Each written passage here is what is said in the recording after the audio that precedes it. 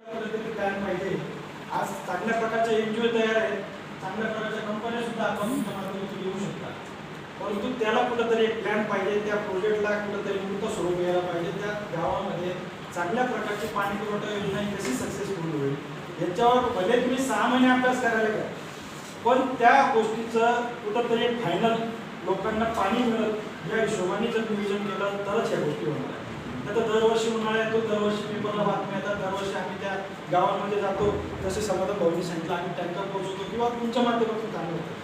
इथं विषय प्रत्येकाला शेवटी तळमळीचा आहे, तो प्रत्येकाच्या जिव्हाळ्याचा आहे.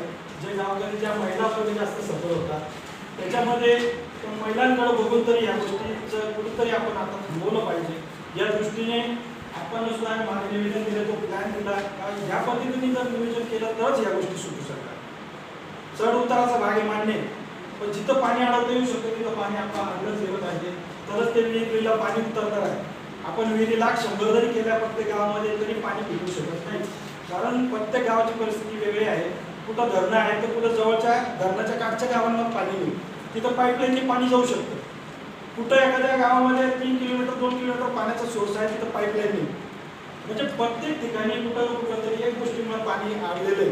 आज वाळीपाडा झालं, सोशल नेटवर्किंग फोरमनी चांगल्या प्रकारे टाकी विहिरीचं ग्रामपंचायतच्या साठी मदत केली, पण लाईट नाही. म्हणजे विषय सांगतो, काकड पाण्याची परिस्थिती तशीच आहे. विहीर आहे 3 किलोमीटरवर. मागच्या वर्षी सोशल नेटवर्किंग फोरम तयार होते, पण त्यावेळेस ग्रामस्थांनी टाकीला जागा द्यायला विरोध केला, त्याच्यामध्ये तिथं टाकी होऊ शकली नाही आणि ती विहिरीवरनं आता हे लोक पाणी करून पाणी.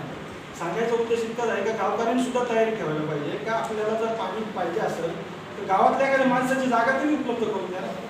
आज 3-4 गावं असे कधी एका महिन्यात समस्या सुटलेली, मांगुळदर असेल किंवा गोंडरमाळ असेल किंवा दुसरे बाकीचे गावं असतील.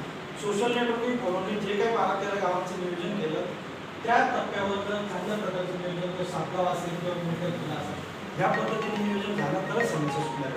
त्याच्यामध्ये मग एखाद्या गावाचं बजेट 15 लाख असेल, एखाद्याचं 20 लाख असेल किंवा एखाद्याचं 25 लाख जाऊ शकतं. पण त्याला कुठंतरी आज विहीर झाली, उद्या पुढच्या वर्षी पाईपलाईन झाली, त्याच्या पुढच्या वर्षी लाईट जर पोहोचली